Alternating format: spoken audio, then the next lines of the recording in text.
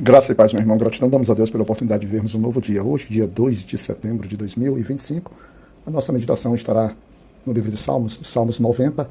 Nós vamos pegar o versículo 3 da nova Almeida atualizada, para a gente poder trabalhar em cima dela. Vai estar no versículo 3. Nele diz assim: Tu reduzes o ser humano ao pó e dizes, voltem ao pó, filho dos homens. Nós temos aqui um momento em que o salmista ele se vê numa percepção, numa reflexão profunda sobre a brevidade da vida humana, quanto o homem ele é breve, o quanto o homem ele é frágil. E o salmista ele já começa dizendo, mas ele não começa num tom de lamentação, primeiramente ele começa num tom de gratidão e de reconhecimento da soberania e do poder, vamos dizer assim, insondável de Deus. Logo no versículo 1 ele diz assim: Senhor, Tu tens sido o nosso refúgio de geração em geração, dizendo que é justamente em Deus que a gente se abriga diante das nossas dificuldades, diante das nossas lutas, ou diante daquilo que nós chamamos como fragilidade. Os Salmos aqui ele vai se focar na fragilidade, ou seja, na temporalidade, naquilo que se esvai, né? Que a vida vai fugir no controle do homem. Aí ele traz que na verdade, o homem ele é arrastado, né? Ele é arrastado na corrente das águas, a vida dele não passa como se fosse um sonho ou um sono, né? Ou seja, algo muito rápido, que dura um tempo muito limitado. E ele é comparado com uma relva que floresce de madrugada, mas de madrugada que ela floresce, que ela pega vida, que ela pega aquele orvalho, mas que durante a tarde ela, devido ao sol, devido, vamos dizer assim, a existência das dificuldades, ela vai murchando e vai se secando. E tudo isso o salmista ele atribui à ira do Senhor, como resultado da ira do Senhor sobre nós. Por que a ira do Senhor sobre nós? Porque nós nos consumimos em pecado, nós nos entregamos em pecados, nós fizemos uma escolha que nos afastou do nosso próprio Pai. Ainda que o nosso Cristo Jesus, depois ele vai nos restaurar ao Senhor, mas ainda assim a gente percebe que o homem ele tem uma grande resistência, ele ainda prefere tentar viver nesse caminho de dificuldade, um caminho às vezes que lhe leva até as trevas. O salmista no versículo 8 ele traz que puseste as nossas iniquidades diante de ti e sob a luz do teu rosto os nossos pecados ocultos. Ou seja, o Senhor, ele, vamos dizer assim, ele acaba, vamos dizer assim, no princípio do Senhor, no caso da sua onipotência, né, ou da sua onisciência, ele acaba tomando conhecimento de todos os nossos atos e não tem como a gente esconder diante dele. Os nossos dias vão se passando, vão se acabando como a rapidez de um pensamento.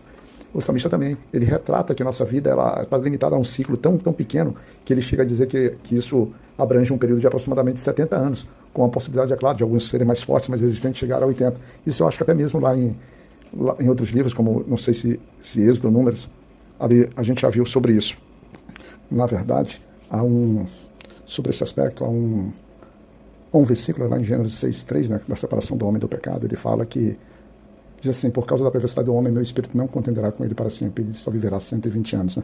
Fazendo já vamos dizer assim, uma redução drástica, muito drástica, daqueles 900 anos que a gente tinha aqui, por certo, 800, 600, 500 anos que o homem vivia. E aqui, nesse momento, ele está trazendo o aspecto salmista que 70 anos seria, vamos dizer assim, o que se espera, mas alguns conseguiriam sair um pouco mais.